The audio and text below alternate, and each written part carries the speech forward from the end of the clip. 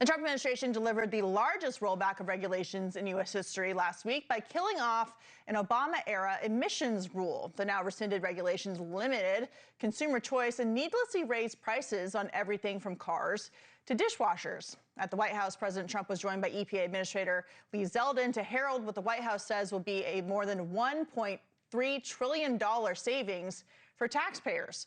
I talked with Administrator Zeldin earlier about this historic move and what reining in this government overreach means for Americans and their wallets. Here's what he had to say. Joining me now is EPA Administrator Lee Zeldin. Mr. Administrator, great to see you. Thank you so much for being here tonight. So you made big news this week. You went to the White House to announce the rescinding of a big finding during the Obama administration. Can you just give us a summary of what you announced at the White House this week? Yes, the largest act of deregulation in the history of the United States, $1.3 trillion, over $2,400 per new vehicle for those American families who go out and purchase a vehicle going forward. What we finalized was a decision to repeal the 2009 Obama EPA endangerment finding, all greenhouse gas emission standards on vehicles that followed, as well as all off-cycle credits, including that almost universally hated start-stop feature, that climate participation trophy that was given out to manufacturers for making your vehicle stop at stop signs and red lights. So it was a pretty big announcement on Thursday with President Trump in the Roosevelt Room in the White House, and we were happy to do it. I don't think that Americans can underestimate how much this finding or this overregulation from the federal government, not from Congress, but from the administrative state, has really been costing average Americans. Can you talk about how this is going to impact costs on things like HVACs, air conditioning, cars, things that everyday people need that became exponentially more expensive as a result of this government overreach?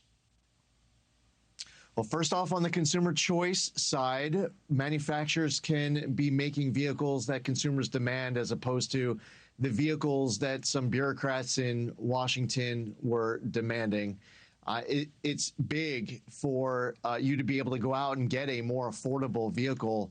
Just this one action alone, the estimate is over $2,400. It doesn't even count, Secretary Duffy's announcement about resetting the CAFE standards, or President Trump signing the elimination of the California electric vehicle mandate, or all of the other announcements that have been made to bring manufacturing into the United States and to ramp up investment. And as you point out, it impacts other aspects of life. When you make trucks more affordable, the trucks that deliver the goods that we buy, other aspects of the cost of living go down as well. Now, the 2009 endangerment finding was specific to mobile sources, but then it was used for trillions of dollars of regulation that wasn't just mobile sources. They then went after stationary sources, airplanes, oil and gas. And all of it was done through a very creative interpretation of the Clean Air Act, one that was not the best reading of the Clean Air Act. And because of the recent Supreme Court decision of Loper-Bright, that's not allowed.